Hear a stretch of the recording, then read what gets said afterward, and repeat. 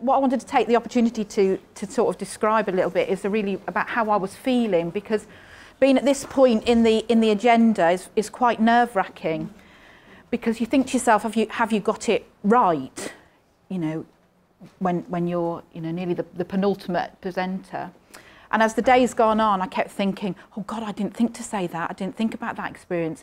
And equally, in equal measures, I've thought, oh gosh, I wanted to say that. Well, that's what my presentation entails. And as I've sat and listened to a lot of the other presenters, is actually is the themes that run through everything that most of us have said, or all of us have said, in relation to dementia and caring and supporting people with the dementia and their carers. And as a dementia lead for South Warwickshire Foundation Trust, and I work particularly autonomously and independently, this is the team, along with many other jobs that I have. So I'm really quite proud of what we've achieved at Swift. We do use Thingy, Dart, My Life software, all of those things.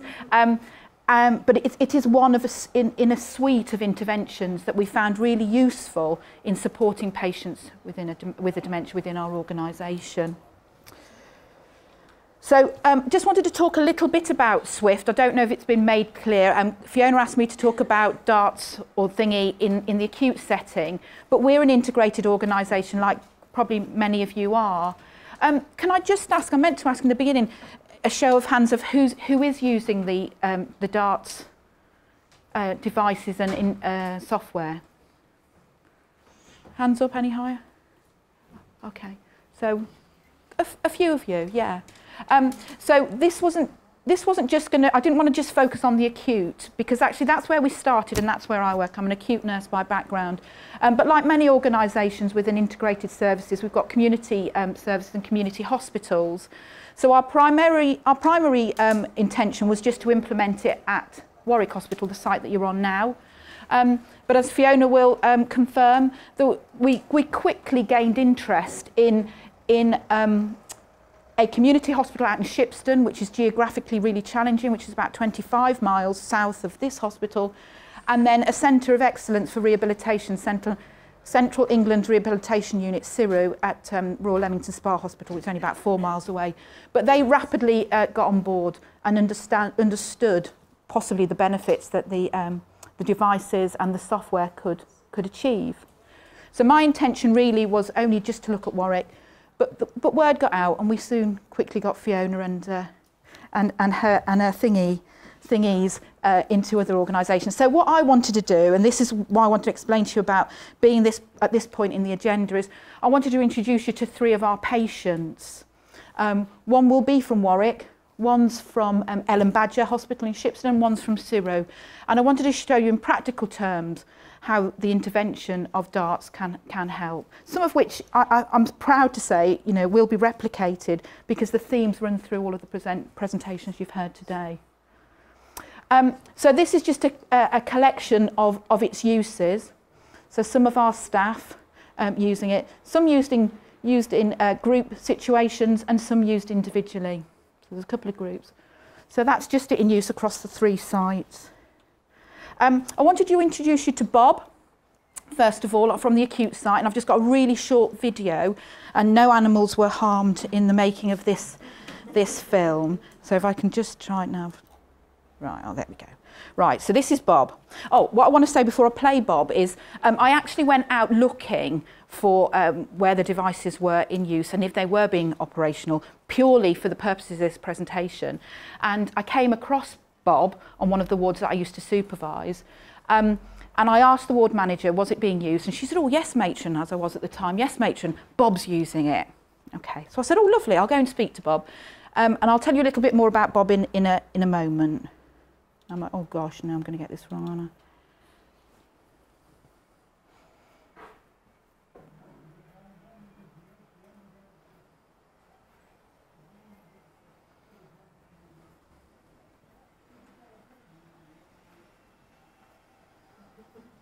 So that's a really short clip and insight into my friend Bob. Oh no, I'm never going to get back, am I? Oh yeah, here we are. So Bob was a 69-year-old gentleman with multi-infarct dementia, and he did have capacity to agree to be videoed and to have those photographs, and he knew that I was going to present him to this conference.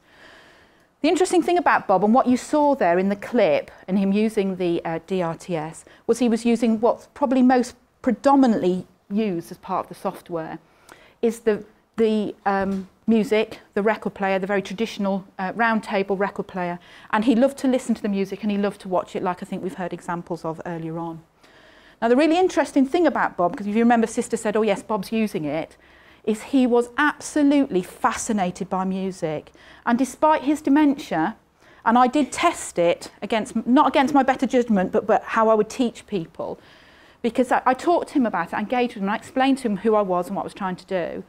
And he explained to me about his love of music, and he had got and could remember every #1 hit from 1963 to 1969. So I thought that was a coup, because I was born in 68, and I thought, if what he's telling me is true, I'll ask him the year I was born. And I asked him, I can't remember what it was, but he could definitely tell me. I asked him what was #1 on April the 15th, 1968. Didn't hesitate, had to stop and think. He knew instantly what that was, and he could recite, and he said, ask me more, I can remember them all. So I thought to myself, well, we've got this intervention. He was on his own, he was very capable of interacting with the device, so it was really suitable. It wasn't babysitting him. He was deriving such great pleasure from this opportunity. He wasn't a patient that presented with behaviours that challenged the staff. It was just providing him with a social interaction. It allowed him to discuss it with other people in the bay, and it occupied him. It gave him a really valuable occupation. But I thought, we're limiting this here. Nobody's challenging the fact that this device, this software, provides them with other opportunities. So if I just go to the next one now. So just a picture of Bob using some of the other tools, some of the other games on it. I spent quite a few minutes with Bob, well, a good hour actually, with all the video in and the photo taking and the laughing and the joking, and the staff wondering what I was doing most of the time. I said to Bob, do you know this device has got other components? There's so many other things you can do with it. He said, oh no, love, no. Love my music, happy with my music. He said, I could have this on 24 hours a day, but him over there don't like it. I said, but you know, there's so many things you could do with this, Bob. He said, no, love, I'm really happy with this. And so I diverted him because I didn't want him to get too anxious. So I used my iPad that I carry around with me all of the time. And he said to me, what's that you've got? So we started a conversation about the iPad. And I said, you know, that's just like this machine here. He said, what, you can touch it and make it work and play games? I said, yes. I mean, he could use the music, but no one had taken the opportunity to show him any of the other functionality. So he says, well, I don't think I can do that. I don't think I can do that. I said, let me show you Coconut Shy. You must remember the Coconut Shy. He goes, oh yeah, I love that. So we had a go at that. And this is Bob playing higher and lower. He'd never seen anything like it. No one had taken the opportunity or the time to show him, because he'd seemed content with what was offered to him, because that fulfilled his need. And it was obviously what he was used to.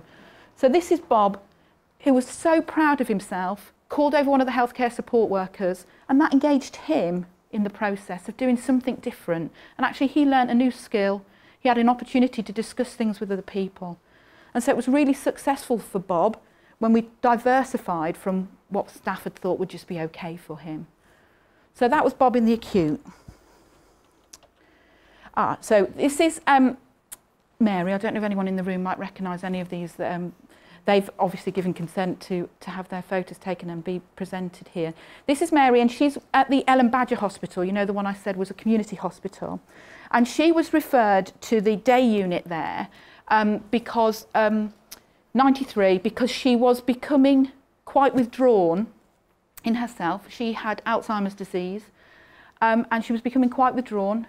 She was nutritionally compromised. She'd lost a lot of weight. She wasn't looking after herself particularly well.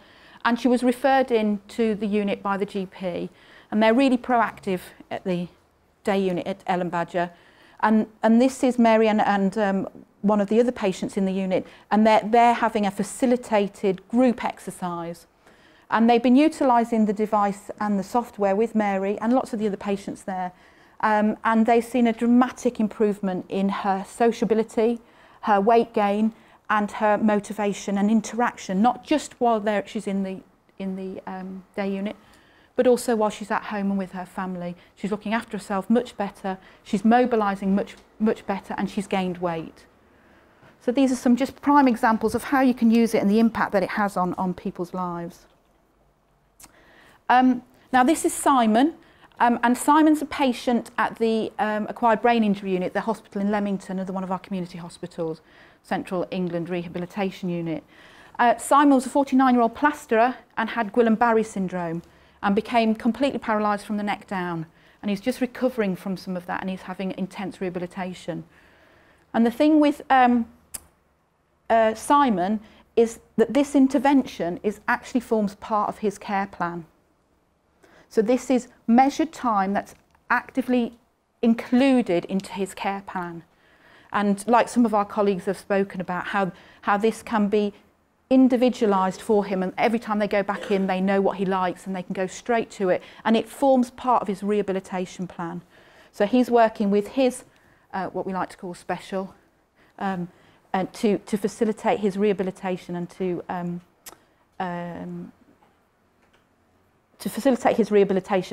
meet his goals and his targets as part of his rehabilitation plan. So what I was trying to illustrate there is the diversification, and that, you know, it's not just here at the acute at South Warwickshire Foundation Trust, it's in lots of our other sites with remarkable results really.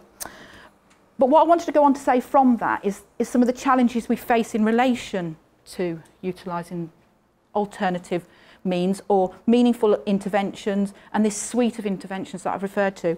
And I know you'll all be familiar with this, is time, and some of the resistance from the teams and the staff. So carrying on from what Barbara said, we've utilised very similar schemes within our organisation to support the use of, or support the care of patients with dementia, and especially in relation to the My Life software or the DRTS or the thingy. And we found volunteers and students, as Barbara's referred to, of all different kinds and different charities, invaluable.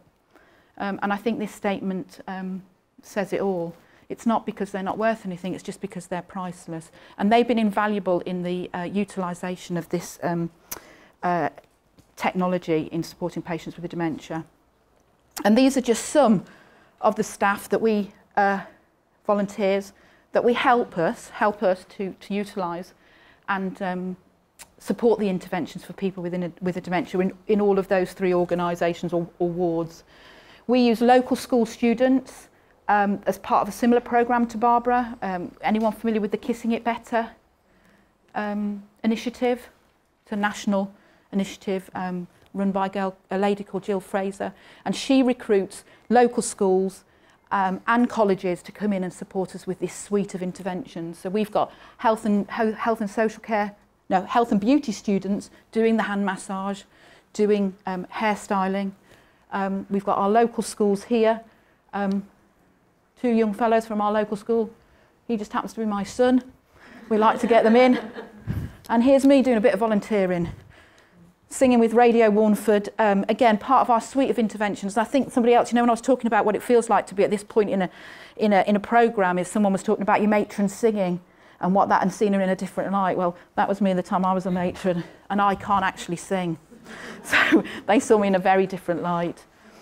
This lady in particular, I don't think Emma would know her, but this lady in particular was a patient with a dementia, and these three girls are singing to her. So we use lots of volunteers and lots of organisations, and we have a very similar programme at Swift as Barbara's mentioned in relation to the enrichment programme, and we use our health and social care students, and Fiona very kindly only last week came down to train 8 of them, a couple of our chaplains, and Emma at the back, and our volunteers coordinator. So that's how we've addressed some of the challenges around trying to support people with a dementia and using the My Life software or the thingy. I don't think we're going to get away from that. Yeah, so that's it from Swift.